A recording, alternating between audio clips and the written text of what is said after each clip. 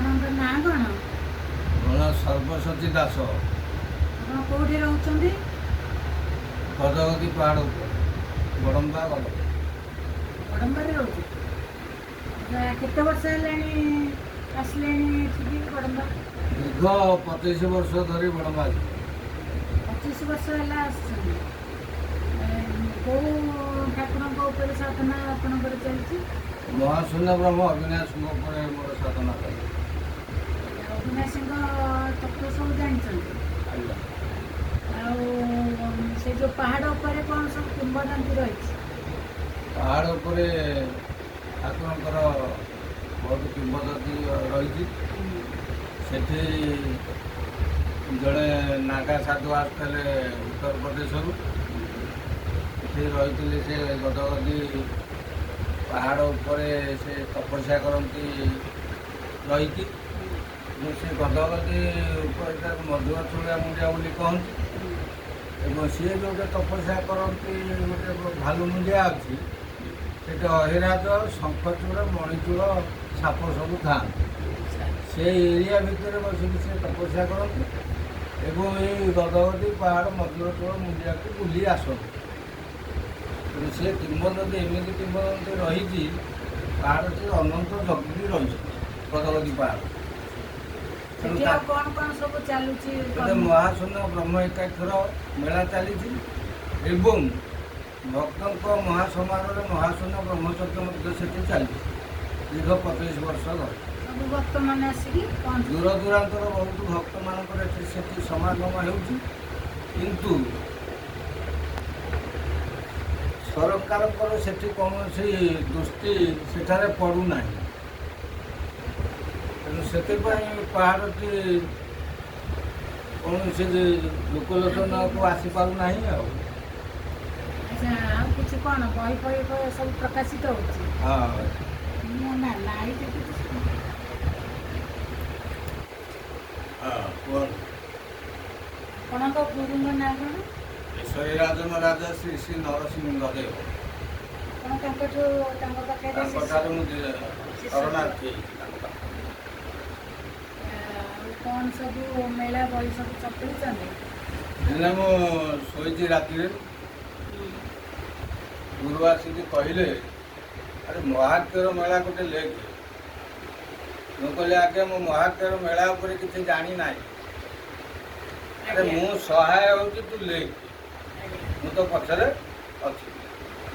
ତେଣୁ ମୁଁ ସେ ସହାୟ ହେଲେ ମୋତେ ଲେଖିବାକୁ 7 ଦିନ ସମୟ ଲାଗିଲା।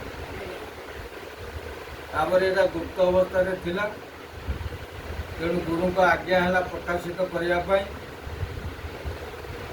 ଏବଂ ସେଇ ଗୁରୁଙ୍କ ଶ୍ରୀଚରଣାବୃନ୍ଦରେ ମନ ରଖି 16 ମଣ୍ଡଳ ଭକ୍ତଙ୍କ ପାଦପଦ୍ମରେ ଶରଣ ରଖି 16 ମଣ୍ଡଳ ଭକ୍ତଙ୍କ ମନସ୍କାମନା ପୂରଣ ନିମନ୍ତେ ମହାଶୂନ୍ୟ ମହାବ୍ରହ୍ମ ଏକାକ୍ଷର ମେଳାଟାକୁ ସେ ଗୁରୁଙ୍କ ପାଦପଦ୍ମରେ ଶରଣ ନେଇ ସ୍ଥାପନା କରାଗଲା।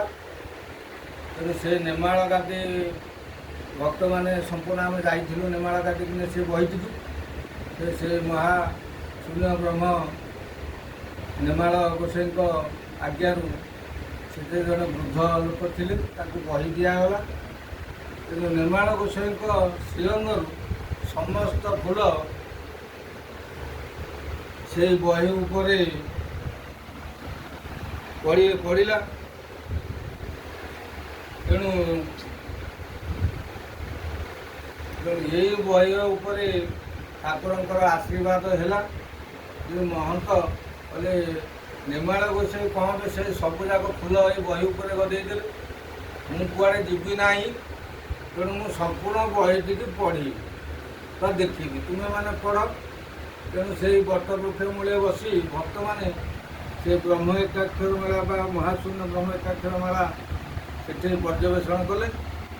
ତେଣୁ ସେ ନେମାଳ ଗୋସାଇଙ୍କ ଆଜ୍ଞାରେ 16 ମଣ୍ଡଳ ଭକ୍ତଙ୍କୁ ପ୍ରଦାନ କରାଯିବା ନିମନ୍ତେ ଗୁରୁଙ୍କ ଆଜ୍ଞାରେ ମୁଁ ନିବେଦନ କରୁଅଛି।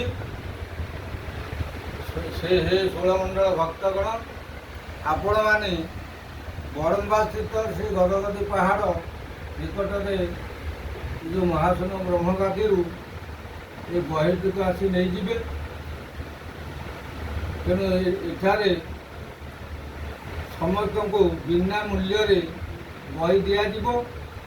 ତେଣୁ 16 ମଣ୍ଡଳ ଭକ୍ତ ଏଥିରେ ମାନେ କଳିକି ରାମଙ୍କର ପ୍ରକାଶିତ ଜଗତକୁ କଳିକି ମହାପ୍ରଭୁ ଆସିବେ। ଆଜ୍ଞା ତେଣୁ ତେଣୁ ମହାଗୁରୁ ମହାନ ମହାତ୍ମା କେଶରୀ ରାଜେ ଶ୍ରୀ ଶ୍ରୀ ନରସିଂହ ଦେବ କହିଛନ୍ତି ଆଜ୍ଞା ଯେ ସେ 16 ମଣ୍ଡଳ ଭକ୍ତମାନଙ୍କୁ ଏଇ ବହି ସବୁ ପ୍ରଦାନ କରିବ। ଆଜ୍ଞା ତେଣୁ 16 ମଣ୍ଡଳ ଭକ୍ତମାନଙ୍କୁ ମୁଁ ନିବେଦନ କରୁଛି। ତେଣୁ ଏ 16 ମଣ୍ଡଳ ଭକ୍ତମାନେ ଆପଣମାନେ ଆସି ଏ ମହାଶୂନ୍ୟ ବ୍ରହ୍ମ ଏକାକ୍ଷର ମେଳାଟିକୁ ବଡ଼ପା ଗଦଗଦି ସ୍ଥିତ ପାହାଡ଼ରୁ ନେଇଯିବେ। ଆଚ୍ଛା ଏ ଯେଉଁ ବହିଟି ନେଇକି ପାଠ କଲେ ତା କ'ଣ ଫଳପ୍ରଦ ଏଥିରେ ହେବ ବା ଲୋକଙ୍କର କିଛି ଉନ୍ନତି କି କ'ଣ ସବୁ ରହିଛି ବହିଟି ପାଠ କଲେ କ'ଣ? ବହିଟି ପାଠ କଲେ ଧନଦାତ୍ରୀ, କଲ୍ୟାଣମୟୀ, ରୋଗନାଶକ, ଦରିଦ୍ରତା ଦୂରୀକରଣକାରିଣୀ ଆଜ୍ଞା ଏବଂ ସମସ୍ତ ରୋଗ ବ୍ୟାଧିରୁ ମୁକ୍ତି ଏବଂ ସମସ୍ତ ମନୋକାମନା ପୂର୍ଣ୍ଣ ହେବ।